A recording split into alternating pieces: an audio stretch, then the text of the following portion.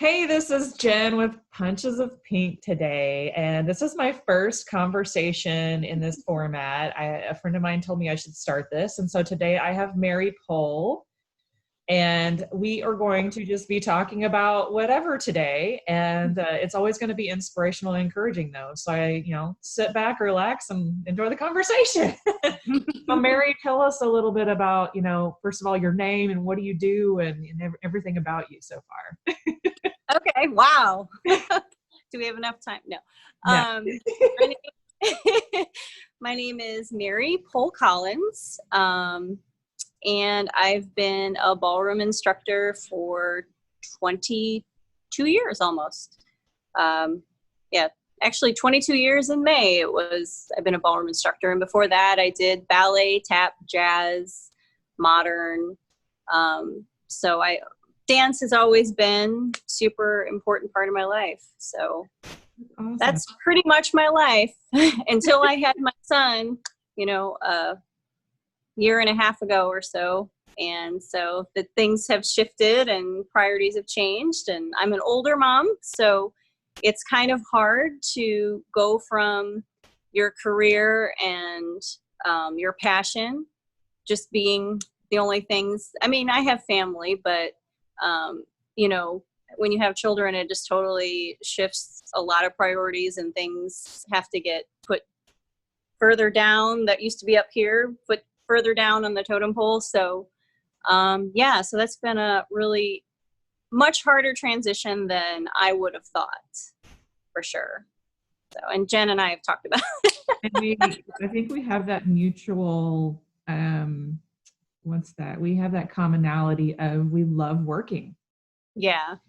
And having to put aside your desire to work and do your passions is hard. Yeah. Yes. And then you have the mom guilt. I mean, or at least you always have that in the back of my mind, and I was not prepared. People tell you about it, but you really don't know until you're there.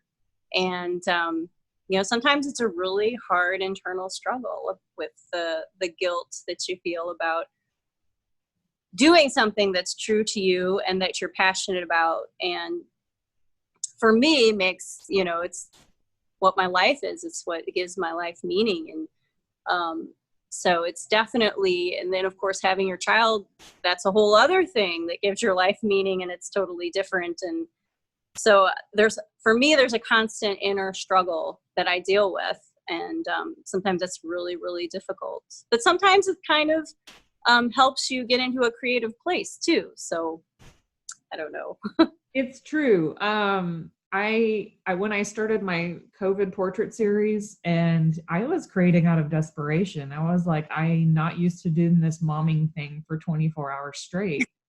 I'm used to getting some kind of break, even if it's at the gym for a couple hours, right? So it's like, yeah, to lose all sense of that, what I felt made me, like creativity and photography and people and traveling and all this stuff was taken away. I mean, it's just gone. All the jobs were gone.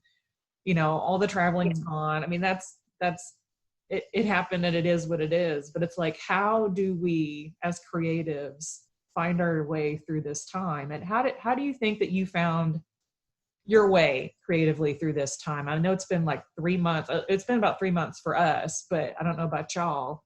Same. It was the 18th of March was, I think, the last day that we taught maybe a couple of lessons. And then a week later, we decided to not have the caregivers come in for my father-in-law, and my mother went home, and we didn't see her for 5 weeks. So really we went, and then we used to have a network of people that would watch Eli when we were teaching.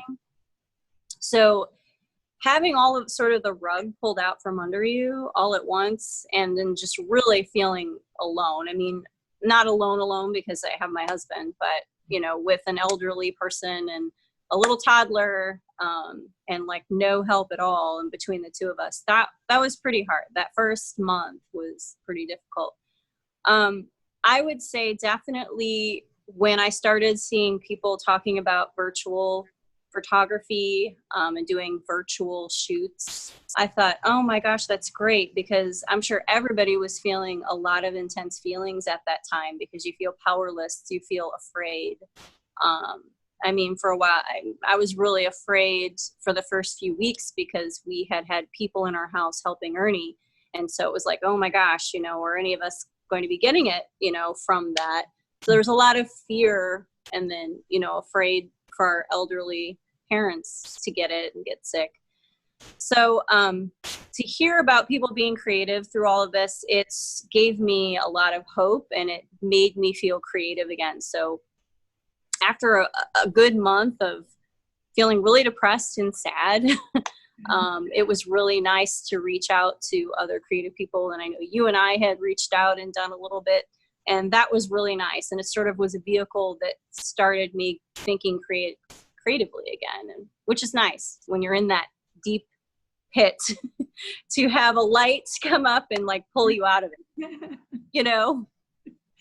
Yeah, and I know I've so many different people are right there with us. I mean, everybody I've talked to and worked with in this virtual shooting portraits, it's all been the same conversation. We needed something to pull us out, even if it was for a day or two, to be excited about, like to be really excited again about creativity. And so that has been such a wonderful thing that I've been able to do and give other people while I'm dealing with my own stuff. So it's been nice. And did you guys also set up a couple of virtual dance lessons or dance things that? Yeah. So Stan and I run a cotillion and etiquette company as well. I mean, we have several things that we do besides teaching dance. So we have, quite a few hats that we wear, and we diversify our work quite a bit.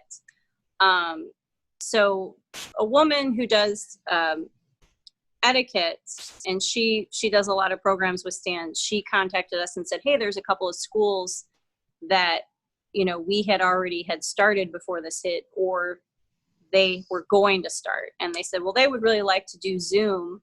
And so then, we did some Zoom teaching, and that was really fun. And for the most part, the kids were pretty responsive, and it was neat to see them on the computer, and they're up in their individual, houses, dancing the steps. Of course, it's harder because, you're trying to teach partner dancing, by yourself in front of a screen, which is always difficult, but it was neat to see them give it a try, and they were really excited about it. So we did do a few of those. We had a few schools that we finished up doing Zoom. So that was helpful too. It always makes you feel, better to, not be wearing pajamas and to have to I mean, that's true. When I'm sure a lot of people's, you look today. Yes, exactly. It's like, okay, it does make you feel better when you put on real clothes and do put on a little makeup, and that kind of helps pull you out of, because we were both kind of a little bit depressed because we had shows that we had scheduled with our students, and that all got canceled. So we were kind of like, what do we teach them? Because that's what we had been working on. So we weren't even doing a whole lot of choreography for our students at that time until the cotillion started up. And then, I don't know, it just starts making you feel better. And then you start putting together a little bit of choreography. May not be for a show, it might be for fun, and the students really appreciated it too. So really nice. I was going to say maybe you just like shuffle back behind there and do a couple of moves for us. Really? Yes. What do you want me to do? I don't know. What can one person do by themselves that looks kind of cool? A salsa? You can do salsa. Yeah. Eli has taken over the dance studio with all of his toys, so I'm kicking toys out of the way. Oh, I know how that goes, believe me. Oh, look at you, little boots too. Yep. They're dance boots. So you could do a little salsa. You just go forward on your left and back on your right. And you can definitely do this by yourself. It's called a shine if you do it by yourself. And then you can go to the side. So it's sweet. So that's salsa, forward and back, forward together, back together. Side together. And then you can also throw a spin on those. Yeah, this makes me miss my Zumba class. That it really is. But well, Stan contacted our municipality. If anyone knows St. Louis, you know that we have like 1 million municipalities. So we're in St. Anne, which is near the airport. And our municipality told us that we can be at 25% capacity. Yeah.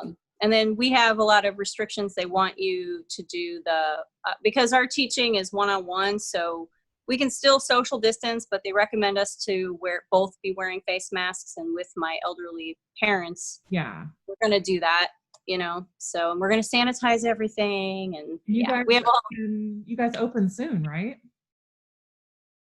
We thought that we could open on the 18th, and we waited 2 weeks. And then we talked to another dance studio owner, and he said, no, we're not supposed to be opening until the 15th because we were phase 2. Okay. But so St. Charles County, which is also in St. Louis, they opened everything up on the 18th. So, I mean, we're all kinds of messed up here in St. Louis. Everybody's kind of doing their own thing. It's been a little confusing at times too, like by county and city. Yes, and state, and then USA, and just yeah. So it's been even with my events and weddings, like I'm confused on, is it 50 people now? Is it 10 people? I don't know. I see people out there running around, but I don't know. But I wasn't going to start working until June anyway, and here we are in June. So I wasn't going to be worried about it until I knew the restrictions were starting to get lifted. But so as we can walk away and take away from this little talk, what else might you want to share with the rest of us as far as getting through this season and how creativity can also help us through this? Well, as somebody who is, very creative and has had different avenues of creativity throughout my life that I've become passionate about. I mean, dance for me is obviously the top one, but certainly other things, I've been creative with. Fine, if you are a creative soul and that drives you, definitely do whatever you can to try to find what's going to make you passionate at the time to bring you out of, a lot of creatives get depressed, and I was very depressed during the first month of this. And I just encourage you to really try to find that little spark. And it may be something completely out of your comfort zone, but that little spark can bring you out of the darkness and out of, I would say I was pretty far into a deep, a deep despair. So, and just all of a sudden it wasn't dance, but just people doing virtual shoots and seeing the artwork. And it's like, I could really identify with it, and that really helped pull me out of it. And I'm feeling much better and much more hopeful. And I feel like I've got those juices going again, because as a creative, when you're blocked, it's horrible. You just feel horrible. So that would be, that would be my advice for any creative, is to just find whatever little spark and just kind of go with it to try to pull yourself out of that and keep creating for yourself, for your soul, So hopefully that helps. And Jen, I'm sure you helped me a lot. Yeah. So I'm very appreciative, and I'm sure all the people that, because you've done a lot of portraits, I'm sure they probably feel the same way.